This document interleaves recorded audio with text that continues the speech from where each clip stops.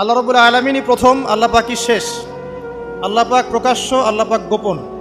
ওয়া হুয়া বিকুল্লি শাইইন আলিম, আল্লাহ পাক বলছেন তিনি প্রত্যেকটা বিষয় সম্পর্কে জ্ঞানী। সূরা হাদিদ আয়াত নাম্বার 3। তো আমরা বুঝতে পারছি যখন কোনো কিছু ছিল না তখন আল্লাহ রাব্বুল আলামিন ছিলেন, আবার যখন কিছু থাকবে না তখন আল্লাহ পাক থাকবেন। কুল্লু মান আলাইহা ফান ওয়া ইয়াবকা ওয়াজহু রাব্বিকা যুল জালালি ওয়াল ইকরাম। সমস্ত কিছু ফানা হয়ে যাবে, শুধুমাত্র আল্লাহ রাব্বুল আলামিনের সত্তা, জাত এটা বাকি থাকবে। তার মানে আল্লাহ পাকই শুরু, আল্লাহ পাকই শেষ। আল্লাহর কোনো শুরু নাই, আল্লাহর কোনো শেষ নাই।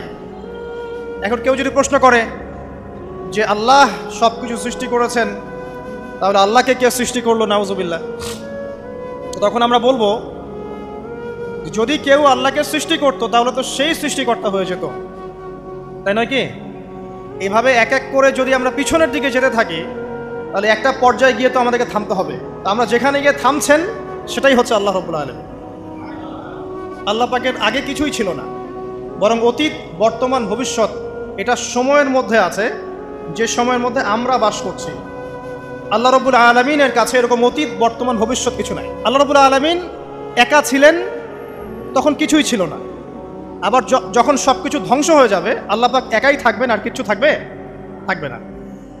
এখন আল্লাহ পাক সর্বপ্রথম সৃষ্টি করলেন আরশে আজিম। কি সৃষ্টি করলেন? এবং আরশটা পানির উপরে ছিল। কিসের উপরে? পানির উপরে। এরপরে আল্লাহ রাব্বুল আলামিন সৃষ্টি করেছেন কলম। আল্লাহ পাকের কাছে লাউহে মাহফুজ আছে। লাউহে মাহফুজ মানে সুরক্ষিত একটা ফলক। এখানে আল্লাহ পাক কলমকে বললেন লিখো। কলম বলল যে মাযা আকতুব, আমি কি লিখবো হে আল্লাহ? আল্লাহ পাক বললেন কিয়ামত পর্যন্ত যা যা হবে, শেষ দিন পর্যন্ত যা কিছু ঘটবে লিখে ফেলো। কলম লিখে ফেলেছে কিয়ামত পর্যন্ত কি কি হবে। অতএব আপনার রিজিক নিয়ে এত টেনশন করার কোনো দরকার নেই। বিয়ে শাদী হচ্ছে না, এই জন্য কবরে গিয়ে মানত করার কোনো দরকার নেই। সময় মতো হবে ইনশাআল্লাহ। যখন রিজিক তাকদিরে লেখা আছে সময় মতো ইনশাআল্লাহ হবেই। তাকদিরের বাইরে কিছু হবে না। তো আল্লাহ পাক তাকদির লিখে ফেললেন। এমনকি লাউহে মাহফুজে কোরআনও লিপিবদ্ধ আছে। সূরা বুরুজ পড়েন নাই? বাল হুয়া কুরআনুম মাজিদ ফি লাউহিম মাহফুজ। লাউহে মাহফুজ থেকে কোরআন মাজিদ নাজিল করা হয়েছে প্রথম আসমানে। এরপর প্রথম আসমান থেকে আস্তে আস্তে ধাপে ধাপে বিভিন্ন ঘটনার পালাক্রমে রাসূলুল্লাহ সাল্লাল্লাহু আলাইহি ওয়াসাল্লামের কলবের মধ্যে জিবরাইল আলাইহিস সালামের মারফতে ওহী করা হয়েছে। এই হলো কোরআন, যেটা নাজিল হতে সময় লেগেছে 23 বছর। তো লাউহে মাহফুজ আল্লাহ রাব্বুল আলামিন সব লিখে ফেললেন। এভাবে 6 দিন, আল্লাহ পাকের হিসেবে 6 দিন কত লম্বা আল্লাহ ভালো জানেন। 6 দিনে আল্লাহ রাব্বুল আলামিন এরপর সৃষ্টি করলেন পুরো মহাবিশ্ব। পুরো মহাবিশ্ব বলতে আমি শুধু পৃথিবীর সৌরজগৎ বোঝাচ্ছি না। এই মঙ্গল, বুধ, শনি, বৃহস্পতি এইটুক না, এরকম হাজার হাজার সৌরজগৎ মিলে একটা গ্যালাক্সি হয়, আর হাজারটা গ্যালাক্সি মিলে গিয়ে একটা আসমান হচ্ছে, মহাকাশের একটা ছায়াপথ আসমান হচ্ছে। তো এরকম 7টা আসমান বা 7টা মহাবিশ্ব আল্লাহ পাক সৃষ্টি করলেন মাত্র 6 দিনে। কয় দিনে? ফি সিত্তাতি আইয়াম, 6 দিনে আল্লাহ পাক সৃষ্টি করলেন। এরপর আল্লাহ রাব্বুল আলামিন প্রত্যেক মহাকাশে তার যার যার কাজ সেটা দিলেন।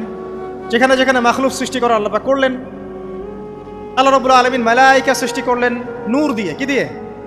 আলো দিয়ে। আলোর মধ্য দিয়ে আল্লাহ রাব্বুল আলামিন ফেরেশতা সৃষ্টি করলেন। আল্লাহ পাক জিন সৃষ্টি করলেন। জিন কি দিয়ে?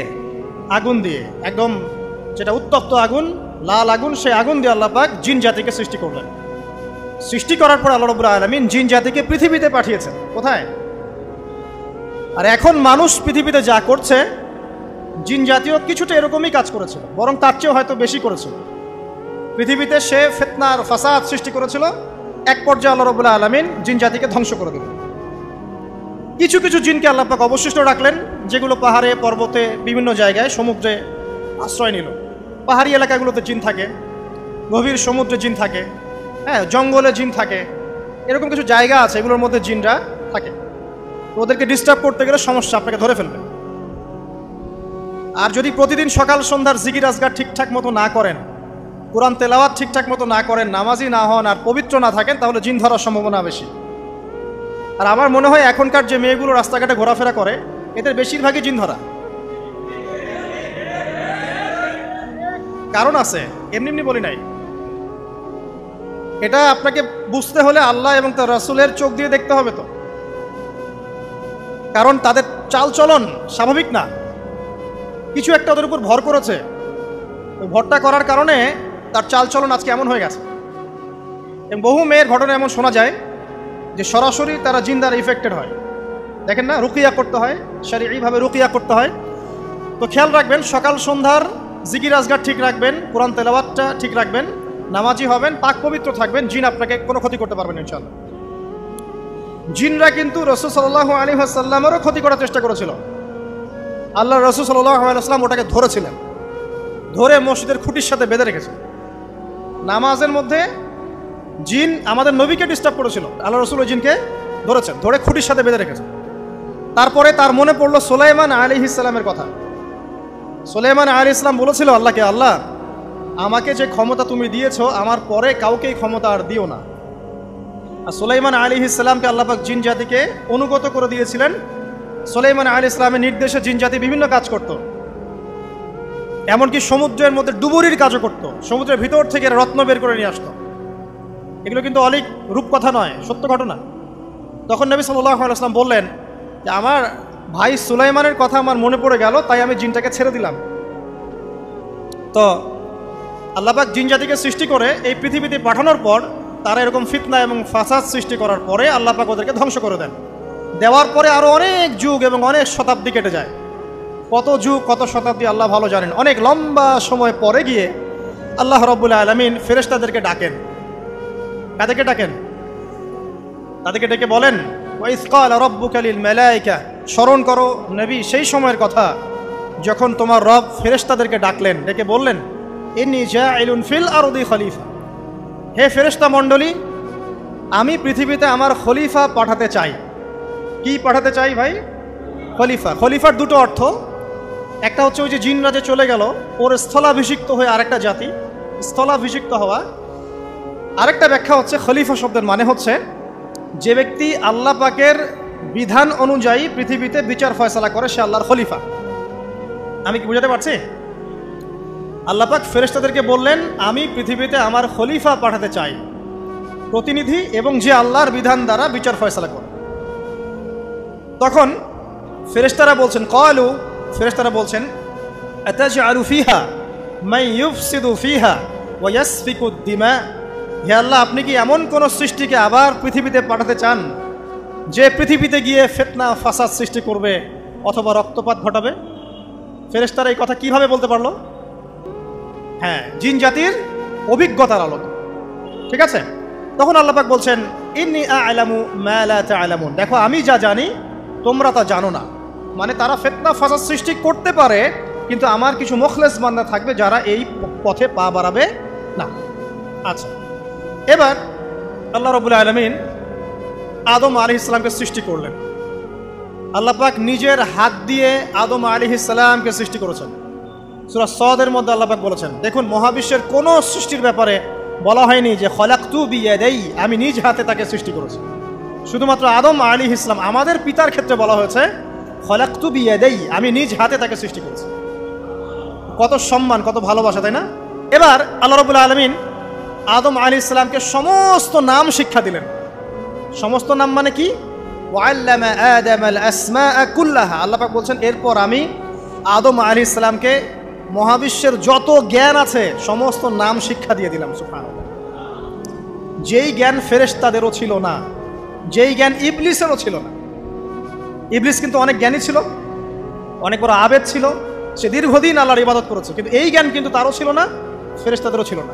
সুম্মা আরাদাহুম আলাল মালায়েকা, এরপর আল্লাহ রাব্বুল আলামিন আদম আলাইহিস সালামকে ফেরেশতাদের সামনে নিয়ে আসলেন, উপস্থাপন করলেন। মহাবিশ্বের ঘটনা, এটা ঘটছে, চিন্তা করেন, এটা কিন্তু ঘটেছে আগে, অতীত।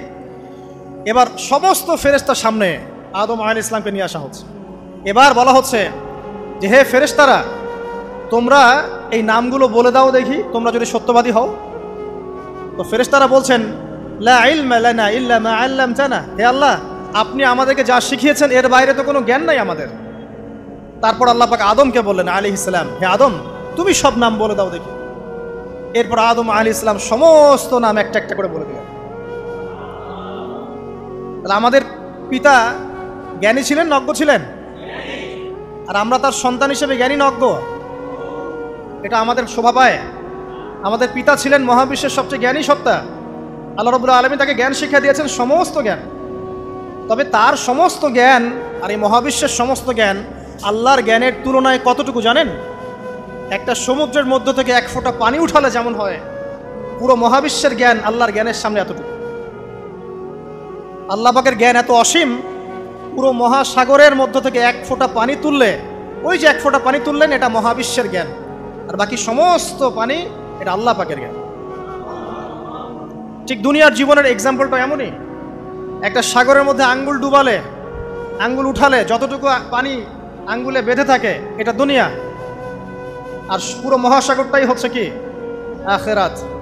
নবীজি বলছেন সাল্লাল্লাহু আলাইহি ওয়াসাল্লাম, একটা মৃত গাধাকে দেখে বলছেন, সাহাবীরা তোমরা কি কেউ এই গাধাটাকে 1 দিরহামের বিনিময়ে কিনবে? কান কাটা, মৃত, গলে আছে, এই গাধাটাকে কিনবা 1 দিরহাম দিয়ে? সাহাবীরা বলছেন, মাংনা দিলেও তো কিনবো না। ইয়া রাসূলুল্লাহ, যদি ফ্রিও কেউ দেয়, বিনামূল্যে দেয়, তাও তো নিব না। তখন নবী সাল্লাল্লাহু আলাইহি ওয়াসাল্লাম বলছেন, এটাই হচ্ছে আল্লাহর কাছে দুনিয়ার এক্সাম্পল। ওই মৃত গাধা তোমাদের কাছে যতটা না ইম্পর্টেন্ট, যতটুকু মূল্য রাখে, আল্লাহর কাছে এই দুনিয়া তার চেয়েও কম মূল্য রাখে। তো এই দুনিয়াতে তো সব ফয়সালা হবে না। আমরা তো হতাশ হয়ে যাই না যে দুনিয়াতে এমন কেন, এটা কেন, ওইটা কেন। দুনিয়া এটারই জায়গা। দুনিয়া সব কিছুর কনক্লুশনের জায়গা না, সব কিছুর পরিসমাপ্তির জায়গা হচ্ছে কিয়ামতের মাঠ। ওই দিন যে সফল সে সফল, যে ব্যর্থ সে ব্যর্থ। দুনিয়ার বাড়ি গাড়ি, স্ট্যাটাস, চাকরি বাকরি, ইজ্জত সম্মান, এটা সাফল্য ব্যর্থতার মানদণ্ড নয়, চূড়ান্ত মানদণ্ড নয়। চূড়ান্ত মানদণ্ড কি? ফামান যুহজিহা আনিন নার ওয়া উদখিলাল জান্নাহ ফাকাদ ফাজ। যাকে জাহান্নাম থেকে বাঁচানো হবে, জান্নাতে প্রবেশ করানো হবে, পুলসিরাত পার হতে পারবে, এই একমাত্র ব্যক্তি সফল। সাফল্যের সংজ্ঞাটা জেনে রাখবেন, তাহলে আপনি দুনিয়াতে হতাশ হবেন না ইনশাআল্লাহ। এবার কি হলো, যখন আদম আলাইহিস সালাম সমস্ত নাম শিক্ষা দেওয়া সমস্ত নাম বলে দিলেন, এখানে নাম মানে কিন্তু খালি নাম নয়, জ্ঞান বলে দিলেন, তখন আল্লাহ রাব্বুল আলামিন ফেরেশতাদেরকে বললেন, তোমরা সবাই এখন আদমকে সিজদা করো। ওয়া ইয কুলনা লিল মালাইকাতি ইসজুদু লি আদম। আল্লাহ পাক এবার বলছেন, আমি সমস্ত মালায়েকাকে বললাম তোমরা আদমকে সিজদা করো। ফাসাজাদু, সবাই সিজদা করলো, ইল্লা ইবলিস, ইবলিস সিজদা করলো না। কেন করলে না? ইবলিসকে বলা হচ্ছে, ইয়া ইবলিস মা মানাকা আল্লা তাসজুদা ইয আমারতুক। তোমাকে কে নিষেধ করলো সিজদা করতে ওই আদমকে, যাকে আমি আদেশ করেছি? কে নিষেধ করলো? তখন ইবলিস বলছে, খলাকতানি মিন নার ওয়া খলাকতাহু মিন তিন। আমাকে সৃষ্টি করেছেন আগুন দিয়ে, আর আদমকে সৃষ্টি করেছেন মাটি দিয়ে, আমি কিভাবে তাকে সিজদা করতে পারি? ইবলিস বলতে চাইলো যে আপনি যে বলছেন আদমকে সিজদা করো, আদম তো মাটির তৈরি, আমি তো আগুনের তৈরি, তাহলে আপনি ভুল বলছেন। নাউযুবিল্লাহ। আগুন কেন মাটির সামনে নত হবে? মাটি আগুনের সামনে নত হওয়া উচিত। তার কেয়াস হচ্ছে এমন। কেয়াস মানে কি? তার এটা কি? হ্যাঁ, তার এটা যুক্তি, তার এটা যুক্তি এবং দর্শন যে আমি কেন তাকে সিজদা করব? আমি তো আগুনের তৈরি, আর আদম হচ্ছে মাটির তৈরি। তো খলাকতাহু মিন নার ওয়া খলাকতানি মিন তিন, খলাকতানি মিন নার ওয়া খলাকতাহু মিন তিন। আমাকে সৃষ্টি করেছেন আগুন দিয়ে, আদমকে সৃষ্টি করেছেন মাটি দিয়ে। আবা ওয়াস্তাকবারা, আল্লাহ পাক বলছেন সে উদ্ধত হলো এবং অহংকার প্রদর্শন করলো। আর আল্লাহ পাক অনেক কিছু মাফ করে দেন, কিছু কিছু বিষয় আল্লাহ পাক মোটেই পছন্দ করেন। তার মধ্যে একটা হচ্ছে অহংকার, তার মধ্যে একটা হচ্ছে শিরক, তার মধ্যে একটা হচ্ছে অন্যের হক নষ্ট করা, তার মধ্যে একটা হচ্ছে আদম সন্তানকে হত্যা করা, তার মধ্যে একটা হচ্ছে বৃদ্ধ বয়সে ব্যভিচার করা, তার মধ্যে একটা হচ্ছে মুরতাদ হয়ে যাওয়া। ওই যে খ্রিস্টান হয়ে যাচ্ছেন না, খালি মরেন তারপর বুঝবেন, খালি মালাকুল মউত আসুক তারপর বুঝবেন। আল্লাহ রাব্বুল আলামিন বলছেন তার রাসূলের মাধ্যমে, কেউ যদি সাক্ষ্য দেয় আল্লাহ ছাড়া কোনো মাবুদ নাই, মুহাম্মদ সাল্লাল্লাহু আলাইহি ওয়াসাল্লাম শেষ নবী, ঈসা ইবনে মারইয়াম আল্লাহর প্রেরিত নবী, আল্লাহর পুত্র নন, জান্নাত সত্য এবং জাহান্নাম সত্য, এই 5টা বিষয় যদি কেউ সাক্ষ্য দেয়, ইনশাআল্লাহ সে জান্নাতে যাবে, তার আমল যেমনই হোক না কেন। টাকার বিনিময়ে, চাকরির বিনিময়ে, সমাজসেবার নামে আর চিকিৎসার নামে ইমান বিক্রি করে ফেললেন, সুবহানাল্লাহ, সুবহানাল্লাহ। তোমাদের এই পৃথিবীতে বেঁচে থাকার চাইতে মাটির তলে চলে যাওয়া ভালো। আবর্জনার কোনো প্রয়োজন নাই আল্লাহর এই জমিনে। এই মুসলিম উম্মার আবর্জনার কোনো প্রয়োজন নাই। এই মুসলিম উম্মার ইমানদার সাহসী তরুণ প্রজন্মের দরকার। আল্লাহ পাক কবুল করুন, আমিন। এরপরে কি হলো? ইবলিস সিজদা করলো না, আবা ওয়াস্তাকবার, সে উদ্ধত হলো এবং অহংকার প্রদর্শন করলো। এবার আল্লাহ পাক জিজ্ঞাসা করলেন, কেন করলে না? কেন করলে না? সে বলল যে আগুন দিয়ে সৃষ্টি করেছেন আমাকে, তাকে সৃষ্টি করেছেন আপনি মাটি দিয়ে, সো আপনি ভুল আমি সঠিক, আমি কেন তাকে সেজদা করব? আল্লাহ পাক তখন আর তার প্রতি রহম করলেন না। আল্লাহ পাক তখন তাকে বলছেন ফখরুজ মিনহা, এখান থেকে বেরো। আল্লাহ পাক যেমন গফুর রহিম আরহামুর রহিমিন, ঠিক তেমনি আল্লাহ পাক শাদীদুল ইকাব, কঠিন শাস্তিদাতাও বটে। আল্লাহ পাক শুধু কি দয়াই করবেন, শাস্তি দিবেন না? দিবেন। ফখরুজ, অপদস্থ হয়ে লাঞ্ছিত হয়ে এখান থেকে বের হয়ে যাও। এখানে অহংকার করার অধিকার তোমাকে দেওয়া হয় না, এখান থেকে বের হয়ে যাও। এবার ইবলিস বের হয়ে যাচ্ছে। বের হয়ে যাওয়ার সময় ইবলিস বলছে রব্বি, কি বলছে? রব্বি। দেখেন ইবলিস আল্লাহকে বলছে রব্বি, মানে ইবলিস আস্তিক। ইবলিস কি আস্তিক? ইবলিস আল্লাহ বিশ্বাস করে। ইবলিস বলছে রব্বি, হে আমার রব, আনজিরনি ইলা ইয়াউমি ইউবআসুন, আমাকে কিয়ামত দিবস পর্যন্ত অবকাশ দেন। আমাকে তো বের করে দিচ্ছেন, ঠিক আছে, আমাকে কিয়ামত দিবস পর্যন্ত অবকাশ দেন। শব্দ চয়ন হচ্ছে রব্বি, হে আমার রব, মানে ইবলিস কিন্তু নাস্তিক না। তাহলে এখন যারা এই যে এথিজমে বিশ্বাস করছেন, আসলে এরা কেউ নাস্তিক না, এরা ইসলাম বিদ্বেষী। কখনো দেখবেন না তাদেরকে অন্য ধর্মের কোনো বিষয় নিয়ে কটু মন্তব্য করছে, প্রশ্ন উত্থাপন করছে, এমনটা খুব কমই দেখবেন। এদের যত মাথা ব্যথা ইসলাম নিয়ে। এখানে দেখেন ইবলিসের কথা বলছি, ইবলিস কিন্তু আস্তিক। ইবলিস কি বলছে? রব্বি আনজিরনি ইলা ইয়াউমি ইউবআসুন, হে আমার রব। ইবলিস জানে যে আল্লাহ তার রব। ওই যে সূরা হাশরের শেষের দিকে পড়ে দেখবেন ইবলিস বলে উকফুর, তোমরা কুফরি করো। তারপরে মানুষ যখন কুফরি করে সে বলে আমি ইন্নী আখাফুল্লাহ রাব্বুল আলামিন, আমি আল্লাহকে ভয় করি যে জগৎ সমূহের প্রতিপালক। শয়তানকে মানুষকে জিজ্ঞাসা করবে জাহান্নামীরা, তুমি আমাদেরকে পথভ্রষ্ট করেছেন। শয়তান বলবে আমি কিচ্ছু করি নাই, আমি তোমাদেরকে কোনো কাজে ফোর্স করি নাই, আমি শুধু তোমাদেরকে ওয়াসওয়াসা দিয়েছি, তোমরা নিজেরাই কাজ করছো। ফালা তালুমুনি ওয়ালুমু আনফুসাকুম, সূরা ইব্রাহিম পড়ে দেখেন। শয়তান বলবে তোমরা আমাকে লানত করো না, নিজেদেরকেই লানত করো, আমি তো তোমাদেরকে বাধ্য করে কাজ করাই নাই, তোমরা নিজেরাই করেছো এই কাজগুলো। আসুন সামনে যাই। এবার আল্লাহ পাক যখন ইবলিসকে বের করে দিলেন, সে বলছে আমাকে কিয়ামত পর্যন্ত অবকাশ দিন। কিয়ামত পর্যন্ত অবকাশ নিয়ে ইবলিস কি করবে? উত্তর, ইবলিস বলছে ফাবিমা আগওয়াইতানি, হে আল্লাহ, যে কারণে বা যে আদমের কারণে আপনি আমাকে এখান থেকে বের করে দিলেন, লাআকউদান্না লাহুম সিরাতাকাল মুস্তাকিম, আমি সে আদম সন্তানের সরল পথে ওত পেতে বসে থাকবো। শয়তানের কথা কি মনে থাকবে যুবক ভাইরা? শয়তানের চ্যালেঞ্জ কি? আমি আদম সন্তানের সরল পথে ওত পেতে বসে থাকবো, মানে আমার আপনার সবার পথে সে ওত পেতে বসে আছে। এটা যদি মাথায় থাকে তাহলে জীবনে চলা সহজ হয় না? আচ্ছা, আর কি করবো? সুম্মা লাআতিয়ান্না মিন বাইনি আইদিহিম, শুধু বসেই থাকবো না, আমি আসবো তাদের সামন থেকে, ওয়া মিন খালফিহিম, তাদের পিছন থেকে, ওয়া আন আইমানিহিম, তাদের ডান দিক থেকে, ওয়া আন শামাইলিহিম, তাদের বাম দিক থেকে, ওয়ালা তাজিদু আকসারাহুম শাকিরিন, হে আল্লাহ, আপনি বেশিরভাগ আদম সন্তানকে শুকরগুজার পাবেন না। কার কথা? শয়তানের। এই কথাটা কি সত্য না মিথ্যা? এখন বেশিরভাগ লোক নামাজ পড়ে না পড়ে না? পড়ে পড়ে না। বেশিরভাগ মুসলিমের দাড়ি আছে না নাই? বেশিরভাগ মুসলিম সুদ খায় না খায় না? এখন বেশিরভাগ তরুণ প্রজন্মের জেনায় আছে না নাই? পর্নোগ্রাফি সবাই দেখে না দেখে না? অন্যের সম্পদ আত্মসাৎ মানুষ করছে না?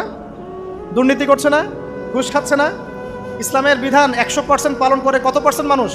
খুব কম। আচ্ছা বাদ দেন এত বড় বড় কথা, শুধু কোরআনুল কারীম তেলাওয়াত করতে পারে কতজন মানুষ? বলি না আমরা 90% মুসলিমের বাংলাদেশ, তো 90% মুসলিমের বাংলাদেশে কত ভাগ মুসলিম কোরআন তেলাওয়াত করতে পারে? একটা শুমারি করে দেখেন, কোরআন শুমারি, এটা কোরআন শুমারি করে দেখেন যে কত পার্সেন্ট মুসলিম শুদ্ধ করে কোরআন পড়তে পারে।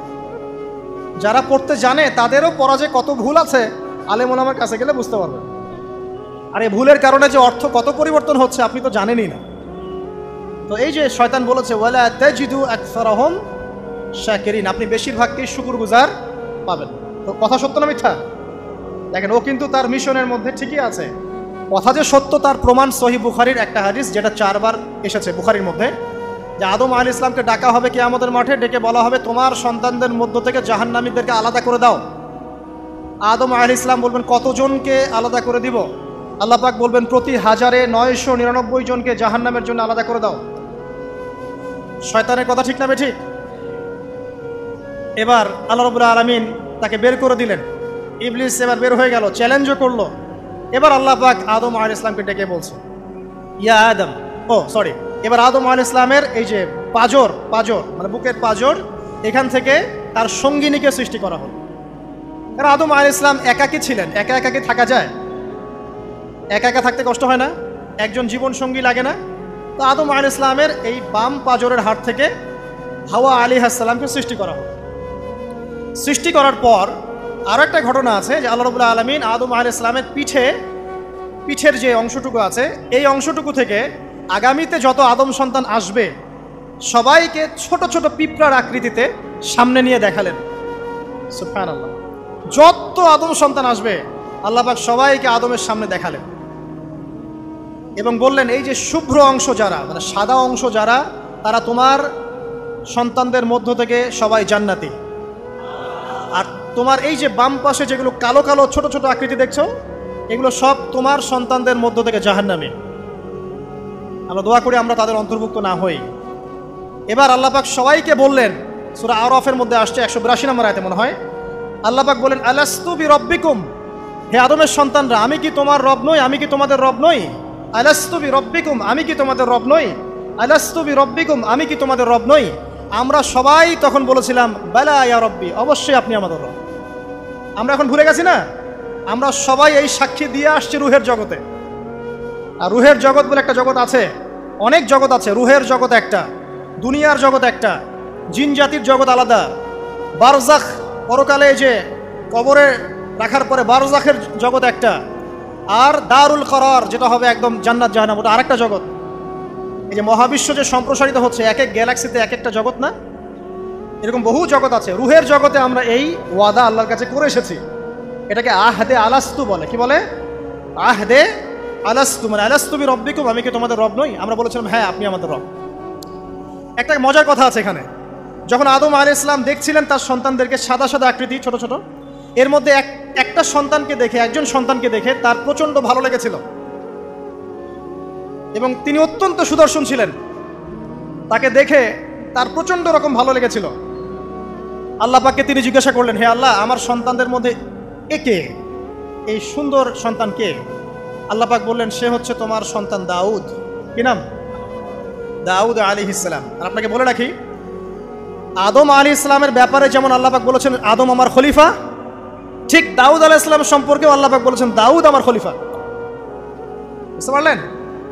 কোথায় আছে? সূরা সদ পড়ে দেখেন। ঠিক আদম আলাইহিস সালাম সম্পর্কে আল্লাহ পাক বলেছেন না যে আমি পৃথিবীতে খলিফা পাঠাচ্ছি, ঠিক দাউদ আলাইহিস সালাম সম্পর্কেও আল্লাহ পাক বলেছেন দাউদ আমার খলিফা। ইয়া দাউদ ইন্না জাআলনাকা খলিফাতান ফিল আরদ ফাহকুম বাইনান নাসি বিল হক ওয়া লা তাত্তাবিল হাওয়া। আয়াতটা পড়ে দেখবেন, ওইদিকে আমি পরে আসছি। তো ওই সন্তানকে দেখে তার এত ভালো লাগলো, আল্লাহর কাছে তিনি জিজ্ঞাসা করছেন, হে আল্লাহ, আমার এই সন্তানের হায়াত কত? আল্লাহ পাক বলছেন, তোমার এই সন্তানের হায়াত হচ্ছে 60 বছর। কত বছর? 60 বছর। আর আমাদের উম্মতে মুহাম্মাদের কিন্তু গড় আয়ু এরকম 60-65, এর বেশি না গড় আয়ু। তখন আদম আলাইহিস সালাম বলেন, আল্লাহ, আমার হায়াত থেকে তাকে 40 বছর দিয়ে দাও। আমার হায়াত থেকে তাকে 40 বছর দিয়ে দাও। আল্লাহ পাক তাকে 40 বছর দিয়ে দিলেন। তাই আদম আলাইহিস সালামের 1000 বছর হায়াত হয়ে গেল 960 বছর, আর দাউদ আলাইহিস সালামের 40 বছর হায়াত হয়ে গেল 100 বছর। এখন আসেন এই জায়গায় যে আদম আলাইহিস সালাম এবং দাউদ আলাইহিস সালাম দুইজনকে আল্লাহ পাক কি বলেছেন? খলিফা। খলিফা কে? খলিফা কাকে বলে? এটা একটু শুনে নি ছোট্ট করে। সূরা সদ পড়বেন 24 কি 26 নম্বর আয়াত। আল্লাহ পাক বলছেন, ইয়া দাউদ, হে দাউদ, খলিফার কাজ কি এটা শোনেন। হে দাউদ, ইন্না জাআলনাকা খলিফাতান ফিল আরদ, নিশ্চয়ই আমি আল্লাহ তোমাকে পৃথিবীতে খলিফা করেছি। কি করেছি? খলিফা করেছি। তোমার কাজ কি? ফাহকুম বাইনান নাসি বিল হক, মানুষের মাঝে আল্লাহর বিধান দ্বারা হকের মানদণ্ডে বিচার ফয়সালা করবে। তাহলে আল্লাহর খলিফার দায়িত্ব কি? আল্লাহর বিধান দ্বারা বিচার ফয়সালা করা। ওয়ালা তাত্তাবিউল হাওয়া, তুমি নিজের প্রবৃত্তির অনুসরণ করবে না। ফায়ুদিল্লাকা আন সাবিলিল্লাহ, তাহলে তোমাকে এটা সরল পথ থেকে বিচ্যুত করে দিবে। ইন্নাল্লাযীনা ইউদিল্লুনা আন সাবিলিল্লাহ, নিশ্চয় যারা আল্লাহর পথ থেকে বিচ্যুত হয়ে যায়, লাহুম আযাবুন শাদীদ, তাদের জন্য কঠিন শাস্তি আছে। বিমা নাসু ইয়াউমাল হিসাব, এই কারণে যে তারা হিসাবের দিনটা ভুলে গেছে। এই আয়াত থেকে খলিফার ফাংশন বুঝতে পারলেন? খলিফার ফাংশন কি? আপনি যা ইচ্ছা তাই ফয়সালা করবেন, নিজের মন গড়া যা ইচ্ছা রচনা করবেন। ফাহকুম বাইনান নাসি বিল হক, মানুষের মধ্যে হকের মানদণ্ডে বিচার ফয়সালা করো। হকটা কি জিনিস? আমার দর্শন হক, আমার ফিলোসফি হক, আমার যুক্তি, আমার বিজ্ঞান, এগুলোই হকের মানদণ্ড? হকের মানদণ্ড কি? কোথায় উত্তর আছে? কোরআনেই উত্তর আছে। কোন সূরা? সূরা কাহফ। কত নম্বর আয়াত? আয়াত নম্বর 29। আল্লাহ পাক বলছেন, ওয়াকুলিল হাক্কু মির রাব্বিকুম, হক সেটাই যা তোমার রবের পক্ষ থেকে নাজিল। কথা কি ক্লিয়ার? হক কি জিনিস? যা তোমার রবের পক্ষ থেকে নাজিল হয়। ফামান শাআ ফালইউমিন, যার ইচ্ছা হয় সে স্বীকার করুক। ওয়ামান শাআ ফালইয়াকফুর, যার ইচ্ছা হয় সে অস্বীকার করুক। ইন্না আ'তাদনা লিয-যালিমিনা নারান, অস্বীকারী জালেমদের জন্য আমি আগুন প্রস্তুত করে রেখেছি। তো এখানে আপনি হকের সংজ্ঞা পেলেন এবং হকের মানদণ্ডে বিচার ফয়সালা করলে পরে খলিফা হয়। যদি আল্লাহ পাকের হকের মানদণ্ডে কেউ ফয়সালা না করে, সে আল্লাহর খলিফা নয়, সে শয়তানের খলিফা। কথা কি ক্লিয়ার? আচ্ছা, এখন যদি আপনি বাধ্য হন কোনো ক্ষেত্রে, সেটা আলাদা বিষয়। বাধ্য হয়েছেন সেটা আলাদা বিষয়, কিন্তু আকীদা স্পষ্ট থাকতে হবে যে আল্লাহ রাব্বুল আলামিনের বিধান চূড়ান্ত, এর উপর কোনো বিধান নাই। এখন আপনি আদম এবং দাউদ আলাইহিস সালামের মধ্যে একটা সম্পর্ক বুঝতে পারলেন। এবার আল্লাহ পাক আদম আলাইহিস সালামকে ডাকলেন, ডেকে বলছেন, আদম এবং হাওয়া, তোমরা দুজন উসকুন আনতা ওয়া যাওজুকাল জান্নাহ, এবার তুমি আর তোমার স্ত্রী হাওয়া তোমরা জান্নাতে থাকো। ফাকুলা মিনহা রাগাদান হাইথু শি'তুমা, জান্নাতের যেখান থেকে ইচ্ছা তোমরা ফল খাও বা যা ইচ্ছা তাই করো, সবকিছু উন্মুক্ত তোমাদের জন্য জান্নাতে। একটা বিষয়, ওয়ালা তাকরাবা হাযিহিশ শাজারা, এই যে গাছটা দেখছো, এই গাছের কাছেও যাবে না। এখানে শব্দ এমন না যে গাছের ফল খাবে না, শব্দ হচ্ছে এমন গাছের কাছেও যাবে না। যেমন ওয়ালা তাকরাবুজ জিনা, জেনা করবে না আল্লাহ পাক বলেননি, বলেছেন জেনার কাছেও যাবে না। ওয়ালা তাকরাবু মাল আল ইয়াতিম, ইয়াতিমের মাল খাবে না আল্লাহ পাক বলেন নাই, আল্লাহ বলছেন ইয়াতিমের মালের কাছেও যেও না। আমি কি বুঝাতে পারছি? এই গাছের কাছেও যেও না। এবার জান্নাতে তারা থাকতে লাগলেন। এবার ইবলিস তো আর হাল ছেড়ে দেয় নাই, সে কি বলেছিল? ডান বাম সামন পিছন সব দিক থেকে আসবে। সে এসে ওয়াসওয়াসা দেয়। কি ওয়াসওয়াসা দেয়? হে আদম হাল আদুল্লুকা, আমি কি তোমাকে বলে দিব আলা শাজারাতিল খুলদ ওয়া মুলকিন লা ইয়াবলা, হে আদম আমি কি তোমাকে বলে দিব এমন একটা গাছের কথা, যেই গাছের ফল খেলে পরে তুমি চিরস্থায়ী জীবন লাভ করবে, কোনোদিন মারা যাবে না। এই চিরস্থায়িত্বের টোপ দিচ্ছে কে? এই চিরস্থায়ী ক্ষমতার টোপে মানুষ পথ হারাচ্ছে না পৃথিবীতে। ওয়া মুলকিন লা ইয়াবলা, এমন রাজত্ব পাবে যেই রাজত্ব কখনো ক্ষয় হবে না। চিরস্থায়িত্বের টোপ, রাজত্বের টোপ, এই দুটোই হচ্ছে পৃথিবীতে মানুষকে পথভ্রষ্ট করার শয়তানের অস্ত্র। কথা মনে বুঝতে পারেন না? আমার মাথার উপর দিয়ে যাচ্ছে, বুঝতে পারবেন ইনশাআল্লাহ। তো টোপ দিচ্ছে দুইটা, হাল আদুল্লুকা আলা শাজারাতিল খুলদ ওয়া মুলকিন লা ইয়াবলা। করতে করতে করতে করতে একদিন সত্যি সত্যি আমাদের পিতামাতা সেই গাছের কাছে চলে গেলেন। যখনই চলে গেলেন, ফালাম্মা যাকা শাজারা, যখন তারা গাছের কাছে চলে গেলেন, বাদাত লাহুমা সাওআতিহিমা, তাদের পরনে যে জান্নাতি কাপড় ছিল ধাপাস করে খুলে পড়ে গেল।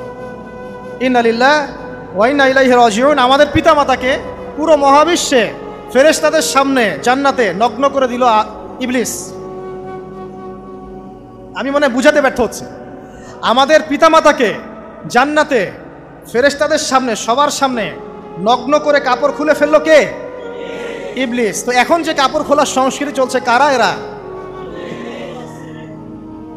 ওরা জিন শয়তান, এগুলো মানুষ শয়তান। শয়তান দুই প্রকার, মিনাল জিন্নাতি ওয়ান নাস, জিন শয়তান আর মানুষ শয়তান। ওই জিন শয়তান এদেরকে ওয়াসওয়াসা দিয়ে দিয়ে নগ্ন করেছে। এরা এখন নগ্নতার আন্দোলন শুরু করেছে, এবং আমি জানি কয়দিন পর এটা বিকিনি পরেও ঘুরবে। অবাক হচ্ছেন? কিয়ামতের আলামতের মধ্যে অন্যতম হচ্ছে মানুষ রাস্তার ধারে ধারে জেনা করবে, রাস্তার মনে মনে জেনা হবে। তখনকার সবচেয়ে ভালো মানুষ হবে সেই ব্যক্তি যে গিয়ে বলবে যে বাবা তোমরা জেনা করছো, এই দেয়ালের পিছনে গিয়ে করতে পারলা না, সে হবে সবচেয়ে ভালো মানুষ। এই যে কাপড় খোলার সংস্কৃতি শুরু হয়েছে, এটা কার সংস্কৃতি? বাদাত লাহুমা সাওআতিহিমা। আল্লাহ পাক আরো বলছেন, ইয়া বানি আদম, হে আদম সন্তান, লা ইয়াফতিনান্নাকুমুশ শাইতান, শয়তান যেন তোমাদেরকে ফিতনায় ফেলতে না পারে। কামা আখরাজা আবাওয়াইকুম মিনাল জান্নাহ, ঠিক যেভাবে শয়তান তোমাদের পিতামাতাকে জান্নাত থেকে বের করে দিয়েছিল। আর কি করেছিল? কামা আখরাজা আবাওয়াইকুম মিনাল জান্নাহ ইয়ানজিউ আনহুমা লিবাসাহুমা, শয়তান তোমাদের পিতামাতার লেবাস পোশাক খুলে ফেলেছিল। ঠিক এভাবেই যেন পৃথিবীতে শয়তান তোমাদেরকে ফিতনায় ফেলতে না পারে, আল্লাহ পাক সতর্ক করছে। এখন কি বুঝতে পারছেন? এই নগ্নতার যে 6 লাভ, নগ্নতা, অশ্লীলতা, পর্নোগ্রাফি, বেহায়াপনা, ফ্রি মিক্সিং, নারীদেরকে নগ্ন করে রাস্তায় বের করে নিয়ে আসা, এগুলো কার এজেন্ডা? শয়তানের এজেন্ডা। এর উপর কোনো কথা নাই, কারণ কোরআনের উপর কোনো সত্য নাই।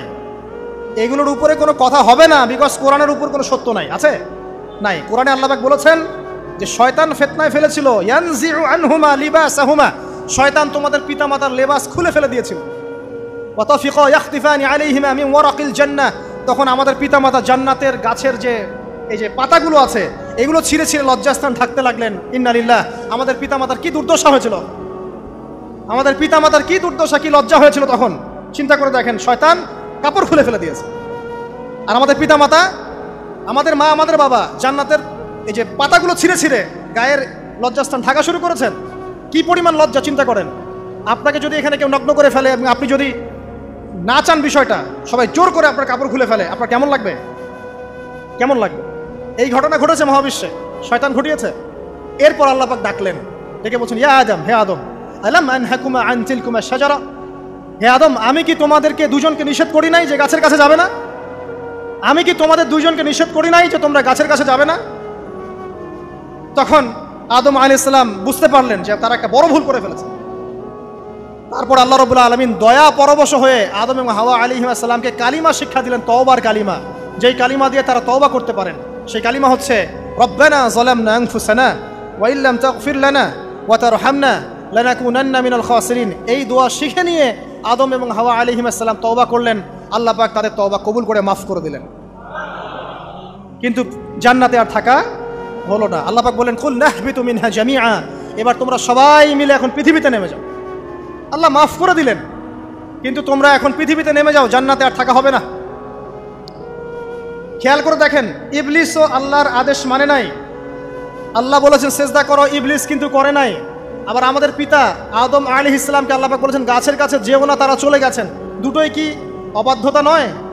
তাহলে ইবলিসকে চিরস্থায়ী জাহান্নামী করা হলো, আদম সন্তানকে কেন করা হলো না? উত্তর, আদম সন্তান আদম আলাইহিস সালাম তওবা করে ফিরে এসেছে, ইবলিস আসে নাই। তাই আমাদের দ্বারা পদে পদে ভুল হবেই, তওবা করে ফিরে আসলেই গুনাহ মাফ ইনশাআল্লাহ। আর যদি ইবলিসের মতো গুনার উপর গুনাহ করতেই থাকেন আর বলেন যে আমি ঠিক কাজ করছি, তাহলে ইনশাআল্লাহ ওই যে জাহান্নাম অপেক্ষা করছে। ইবলিস থেকে আল্লাহ পাক বললেন যে তুমি এবং তোমার অনুসারী যারাই থাকবে সবাইকে দিয়ে লাআমলাআন্না জাহান্নামা মিনকুম আজমাইন, তোমাদের সবাইকে দিয়ে আমি জাহান্নাম পরিপূর্ণ করব। নাউযুবিল্লাহ। এবার সবাই পৃথিবীতে নেমে আসলো। পৃথিবীতে এসেই কি আল্লাহ পাক ছেড়ে দিলেন? না। আল্লাহ রাব্বুল আলামিন বলছেন, কুল নাহবিতু মিনহা জামিআ, তোমরা পৃথিবীতে নেমে যাও। ফাইম্মা ইয়াতিয়ান্নাকুম মিন্নি হুদান, দুনিয়াতে যাচ্ছ যাও, তবে মনে রেখো যে আমার পক্ষ থেকে তোমাদের কাছে হেদায়েতের বাণী আসবে। আমার পক্ষ থেকে তোমাদের কাছে হেদায়েতের বাণী আসবে।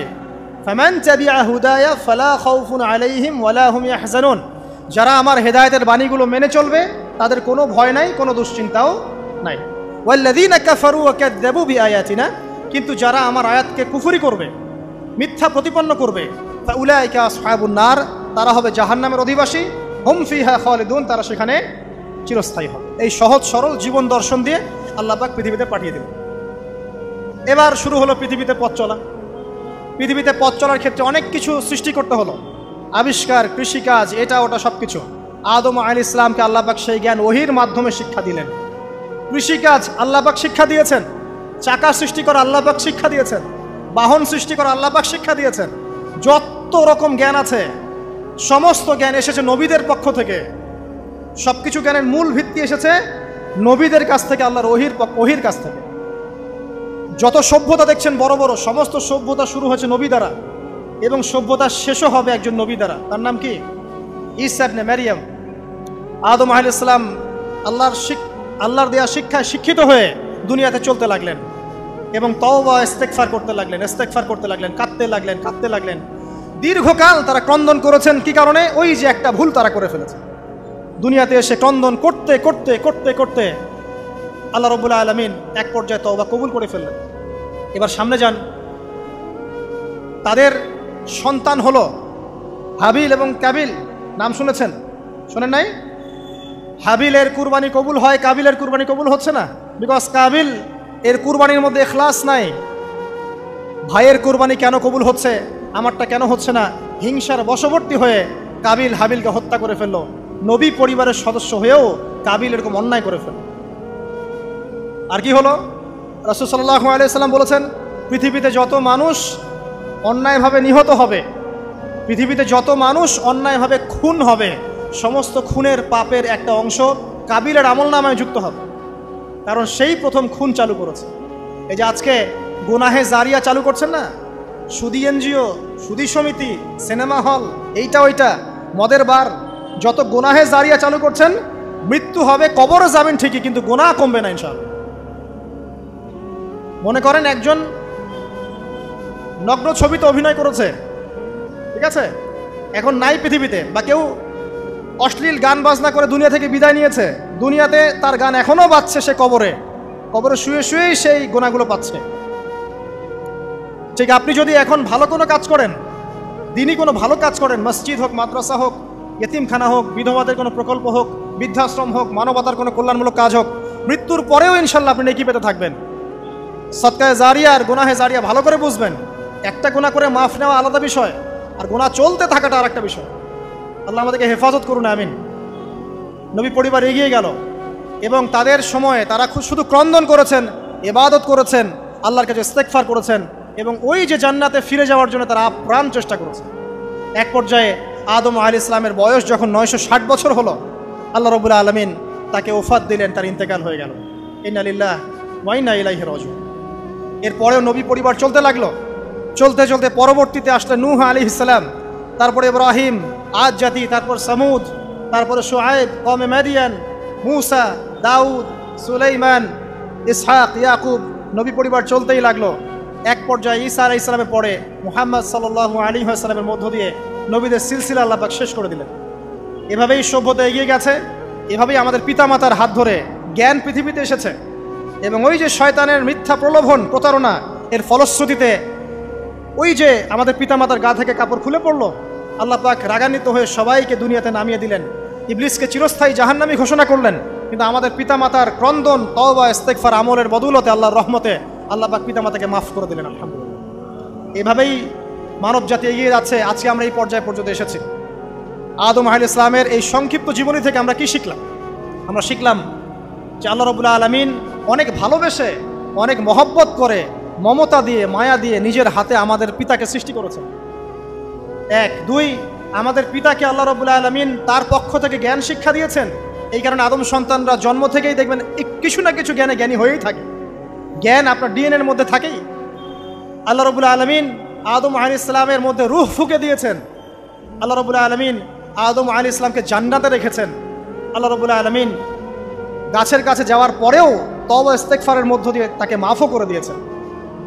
আল্লাহ রাব্বুল আলামিন আদম এবং হাওয়া আলাইহিস সালামের মধ্য দিয়ে এই পৃথিবীতে মানব জাতির সিলসিলা অব্যাহত রেখেছেন, এবং কিয়ামত পর্যন্ত যত আদম সন্তান আসবে তাদের জন্য আল্লাহ পাক তার পক্ষ থেকে হেদায়েত প্রেরণ করেছেন। এক যুগে তাওরাত এসেছে, কখনো জাবুর, কখনো ইনজিল, কখনো কোরআন, সর্বশেষ টেস্টামেন্ট হিসেবে কোরআন এসেছে। এখন যদি এই ওয়াহির বাণী, কোরআন এবং এর ব্যাখ্যা হাদিস আমরা মেনে চলি, ইনশাআল্লাহ তাআলা আমরা আবার সেই জান্নাতে ফিরে যাব যেখান থেকে আমাদেরকে নামিয়ে দেওয়া হয়েছে। আর যদি আমরা কোরআন এবং হাদিস বা আল্লাহর ওয়াহির পরোয়া না করি, এর আলোকে জীবন না করি, তাহলে ওই ইবলিসের সাথেই আমাদেরকে জাহান্নামে থাকতে হবে, নাউযুবিল্লাহ। আল্লাহ রাব্বুল আলামিন আমাদের সবাইকে কোরআন এবং সুন্নাহ, আল্লাহর ওয়াহি মেনে চলার তৌফিক দান করুন, এবং ইবলিসের খপ্পর থেকে আল্লাহ পাক আমাদেরকে বাঁচিয়ে রাখুন। ইবলিসের যত এজেন্ট আছে, ওদের যে দুরভিসন্ধি, ষড়যন্ত্র এবং শয়তানি ফাঁদ, এগুলো থেকে আল্লাহ পাক আমাদেরকে, আমাদের মা বোনদেরকে, আমাদের পরিবারের সদস্যদেরকে, আমাদের সমাজকে, রাষ্ট্রকে আল্লাহ পাক হেফাজত করুন, বাঁচিয়ে রাখুন, আমিন।